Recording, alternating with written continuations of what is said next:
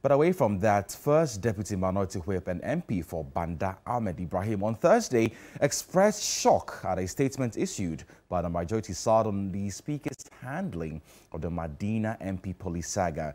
The majority leadership had in a statement issued expressed concern by the refusal of a Speaker to release MP for Medina Francis Xavier Sosu to the Ghana Police Service to assist with investigations.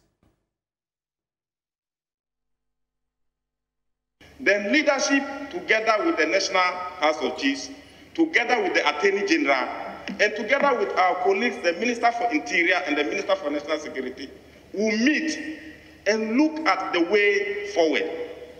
That was the discussion that we had this morning. Mr. Speaker, I got here only to be given another press release, which seems to be pouring fire on the already existing fire. Mr. Speaker, we are already in opposition. We are ever ready to support our brothers on the other side to hold the peace together. Rather, if they in power or you in government, when we are ready to support you, you are not ready for the support. We have agreement. Let's hold on the fire until the Speaker comes. And rather, the Speaker himself is being attacked now. Mr. Speaker, how can we hold these pieces together?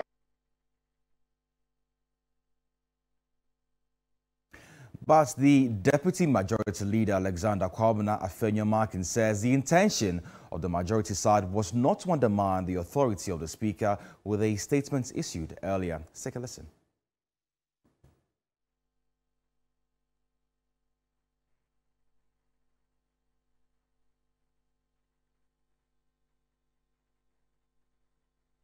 We are not a standalone institution where one institution says, I'll flex my muscle. We need to work together and have an understanding. I believe it's in that spirit that the Honorable Minister of Interior and the Honorable National Security Minister work together in getting to a certain agreement in managing the matter. On our side, I believe that he made reference to a statement. I believe that that was before we came to this conclusion on the way to go. But the minority in Parliament has also accused the majority of attempting to undermine Speaker Alban Bagben's authority in his handling of the attempted arrest of MP for Medina Francis Xavier Sosu. On Thursday, a majority in a statement had suggested that the Speaker was instituting new rules which seemed to undermine the rule of law. The majority noted that the refusal of the Speaker to release the MP to assist the police with investigations into the alleged offences is of extreme concern. The Speaker's handling of the case, according to the majority, was a sharp departure away from what his predecessors had done in similar cases in the past. But the minority also, in a statement on Thursday, disagreed with the majority's assertions. The NDC minority side insisted that the Speaker was only trying to ensure that the police follow standard procedures and inviting the MP for questioning.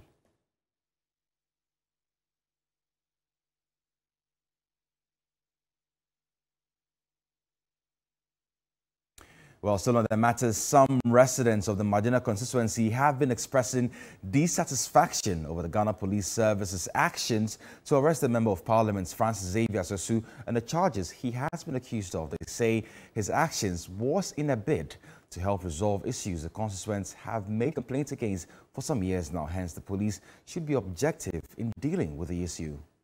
The MP is trying to help the constituents to exercise one of the ways to communicate their grievances to government.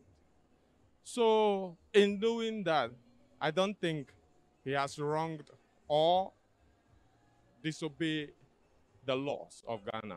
There is a reason why police are invited to a demonstration. And I think that reason is for them to forestall things of this nature. It is not right because he's a member of this, a member of parliament. He has any right to lead demonstration in this place because that is his constituencies. He's talking about something concerning the constituency. And so when it comes to parliament, he's a leader. So he has a right to lead them. If you have people who are breaking the law, you go after those breaking the law. You don't come and arrest somebody who is a leader of the place. I don't think the police are going about the arrest in a proper manner. There's a way to do it, but they have not done. They want to do it in a crude way, which is not good. We live in a society bound by laws. I expect that they should know what is expected of them and not to do what they like. All this is an attempt to kind of cow the MP down, but I don't think it will wash. I say a channel because nobody is above the law. So I say, even though say you penny for chromedy anymore, be at the bonnet near China, your betchina, your own quasi a channel. No, so I bonnet. And yes, I am Pinty, I say, I say a friend, Nebusabus and I know I say.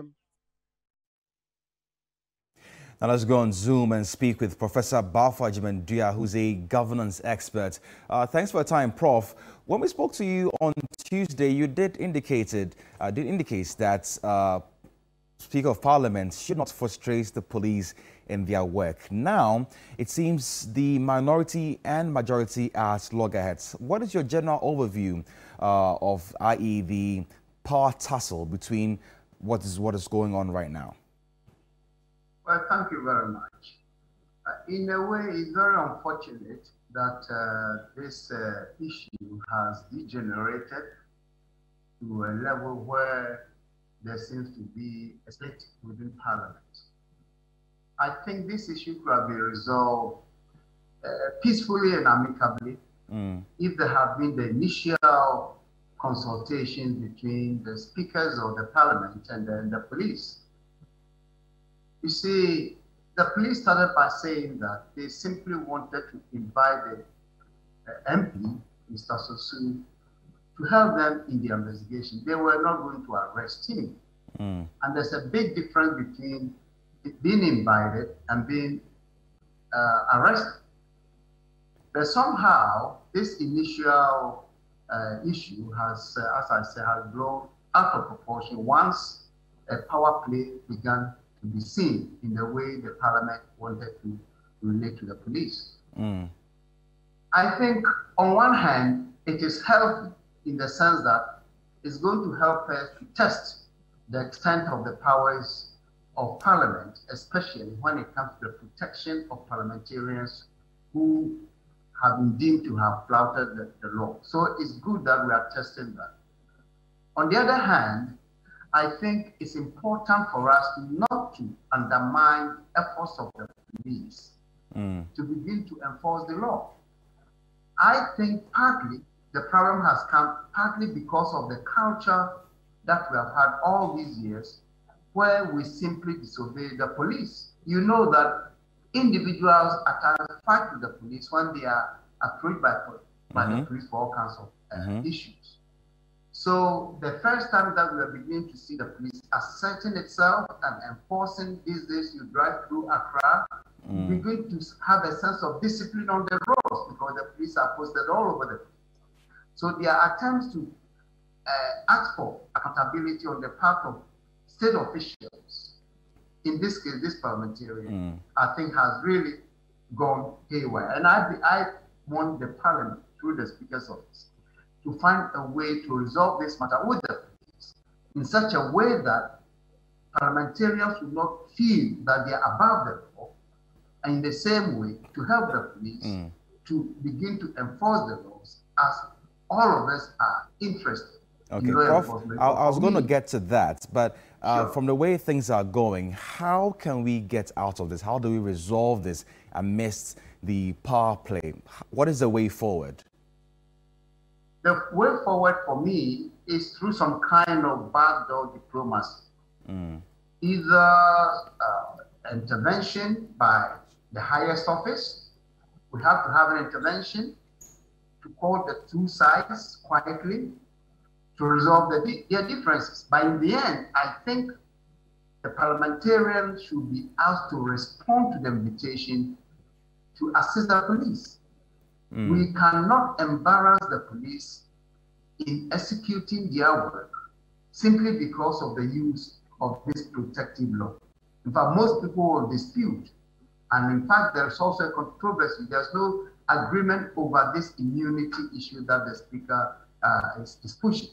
So I will prefer that the two sides meet privately to resolve this matter as soon as possible. Before it degenerates further.